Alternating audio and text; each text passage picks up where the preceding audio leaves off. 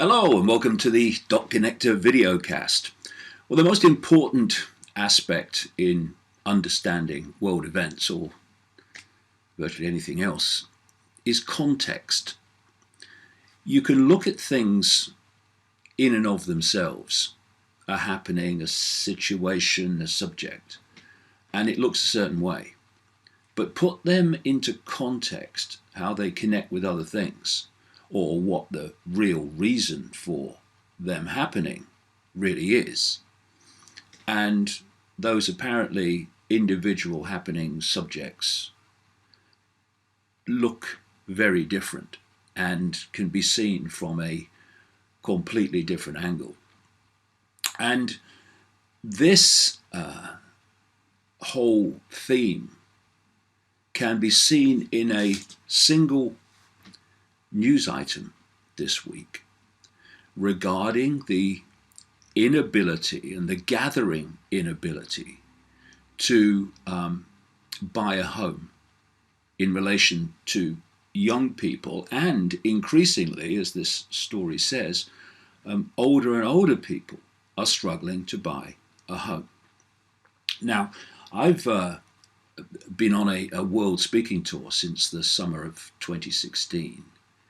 And I have a checklist when I go into a country, a checklist of what I know is the global agenda meant to happen in every country. And I have this checklist of those things. And when I go into a country, I do the research in the week before I speak.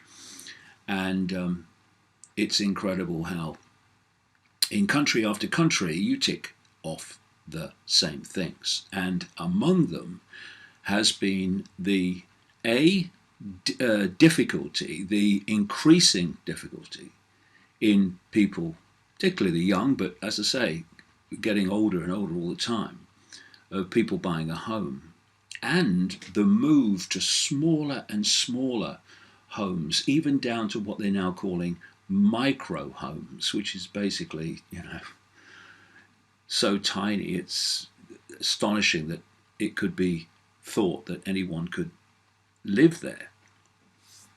And so this is the story, and then I'm going to put this into its real context in terms of why it's happening.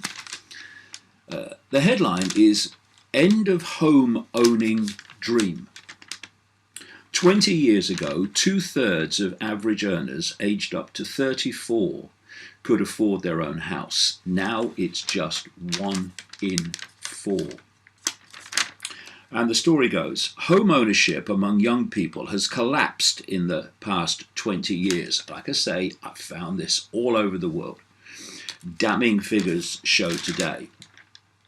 Sky-high prices and a housing shortage mean that only a quarter of middle earners aged between 25 and 34 now own property. In 1995, 2/3 did.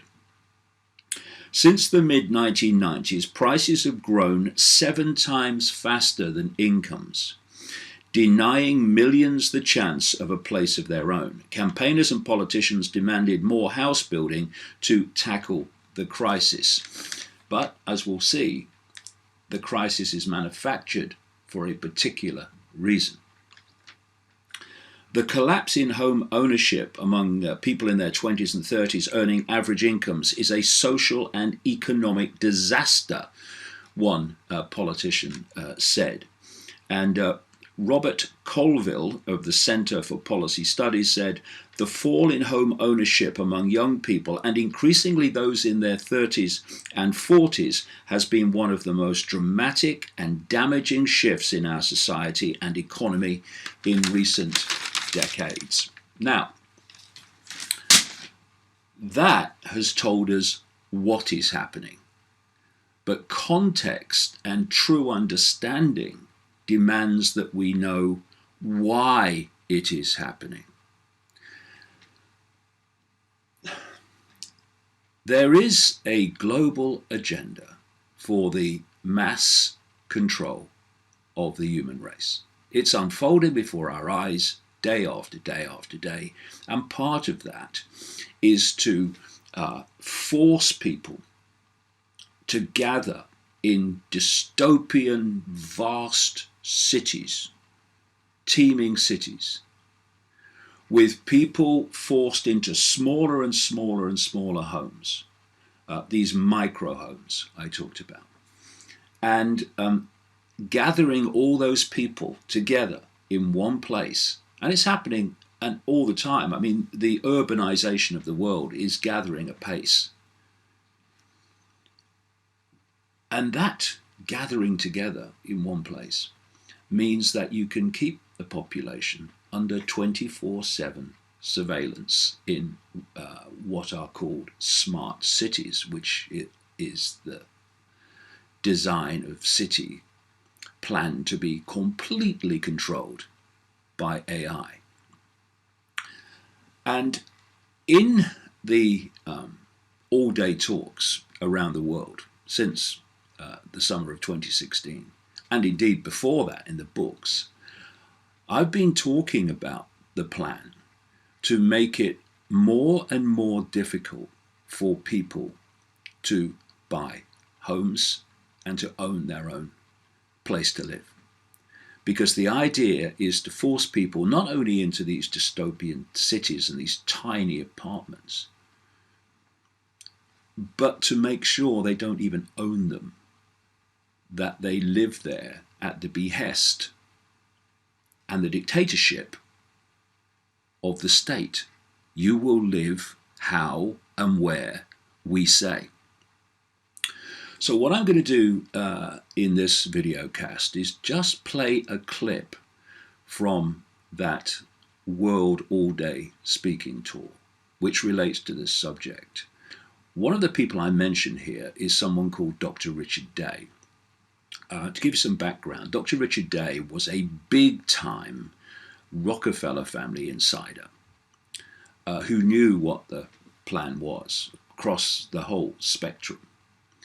And in 1969, he addressed a meeting of pediatricians in Pittsburgh, Pennsylvania, asked them to turn off recording equipment and to not take notes, because he was going to tell them how the world was going to change, because the network that he was part of, a gopher, yes, gopher level, but was part of, and the agenda he knew about, that network was going to change the world in the way that he described. And if you look at what he said, and I detail it in my books, and at length in one called Phantom Self, he was not only right with the hindsight of all these decades in terms of theme, but in terms of fine detail. Anyway, here's the clip from the talk, which puts this news story into its true context and explains why it's actually happening. So then we go to sustainable cities, because that's where the people are supposed to go when they're forced off the land. And the human settlement zones are planned to be tightly populated with very small apartments, which are happening all the time, where people are forced together and they're under constant 24/7 surveillance, because they can be in that situation. This is the mayor of, as then was, Michael Bloomberg in New York, announcing the creation of 165,000 units in New York, and the living space in these units is between the two yellow lines, 30 feet by 10 feet. And this is what they plan in the Hunger Games Society human settlement zones, and it's happening everywhere. One of the ticks, as I've gone around the world on my checklist, is this, and it's everywhere. Mini prisons and micro apartments built across America in the name of sustainability. This is the Agenda 21-2030. Warning over micro homes that are barely larger than a jail cell. That's in Britain. Agenda 21, city officials, developers recommend coffin apartments for the middle class. This is in Australia. It's one of them in Australia. And of course, I understand why they have them in Australia, because they haven't got enough land, have they?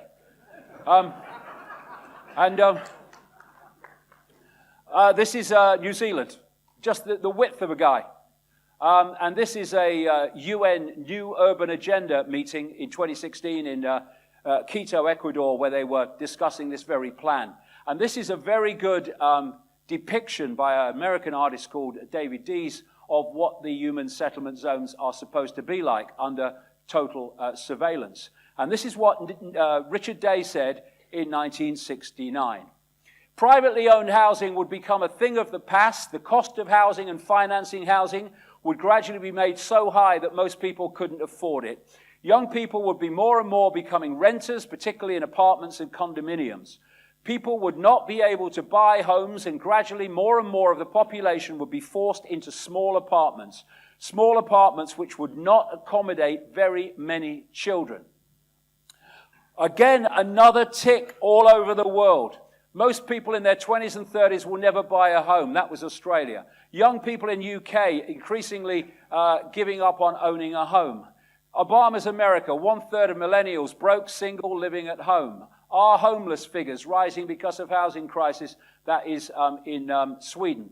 And this is a story from this week highlighting the incredible cost of buying a home in cities in the United States. Exactly as he said. But he went on. This is the next stage. Ultimately, people would be assigned where they would live, and it would be common to have non-family members living with you. This by way of your not knowing just how far you could trust anybody. This would all be under the control of a central housing authority. Have this in mind. When they ask how many bedrooms in your house, how many bathrooms in your house, do you have a finished game room? This information is personal and of no national interest to government under our existing constitution, but you'll be asked those questions. And of course, we have been asked those questions. People can stay in denial, and of course the mainstream media and the mainstream everything is in constant denial of the fact that there is a global agenda and events are not random but have been planned not even for decades but for far longer than that. This is why Aldous Huxley could be so accurate with his book Brave New World, published in 1932. It's why George Orwell could be so accurate in his book published in 1948. It's because they had access to what this projected agenda was, and so those books were not entirely from their imagination, but were based on an idea of where the world was being taken. Richard Day accessed that same knowledge from another perspective, and therefore was able to be so incredibly accurate in 1969 about so many things that are happening now. And the Maastricht talk, which you saw a clip of there, is available at davidicke.com, the more than 10 hours of it. And people say, why 10 hours? Why do you talk for so long? Because in the end, everything connects to everything else. And the society transforming changes and events are not random. They're reported in the mainstream media as random. That's why they tell you, at least to a point, what is happening, but they don't tell you why it's happening. Why? Because most of them don't even know, and those who do know are not saying. But events are not random that change society. They're long planned. And so you can connect this subject of people finding it ever more difficult to buy a home to manipulated wars, to the takeover by technology, the takeover by AI, economic collapses. All these things connect. And when you put them into context, it's, whoa, so that's what's going on. But people are pushed away from this understanding by this constant mantra from the mainstream everything about conspiracy theorists and conspiracy theories. But you know what they never ask? Is what is being said true? Never ask that. Oh, it's a conspiracy theory. But it's really strange. These apparent conspiracy theories, which was a term introduced widely by the CIA in the 60s to discredit people questioning the Kennedy assassination because they didn't want people to know what really happened there. But these conspiracy theories keep turning out to be true. Because what is suggested is the agenda keeps on happening. And this story is just one example of endless examples. So people can stay in denial, and the mainstream media, of course, the mainstream everything will stay in denial longer than anybody. But the time is coming, and more people are seeing it now. This is why they're trying to shut down the free flow of information on the internet, because they see the effect it's having on people in looking at the world in a different way. People are beginning to look at the world and say, hold on a minute, these conspiracy theories make more sense than what we've been told before. But the time is coming for more and more people, and even eventually people working in the mainstream everything and the mainstream media, when they're going to have to face the fact that there is a global agenda on a scale and driven by a network that would blow their bloody mind. So here's just one example today of what I'm talking about. And there are many more that I'll cover week after week after week, because this information has to get out there before the door finally slams shut on human freedom.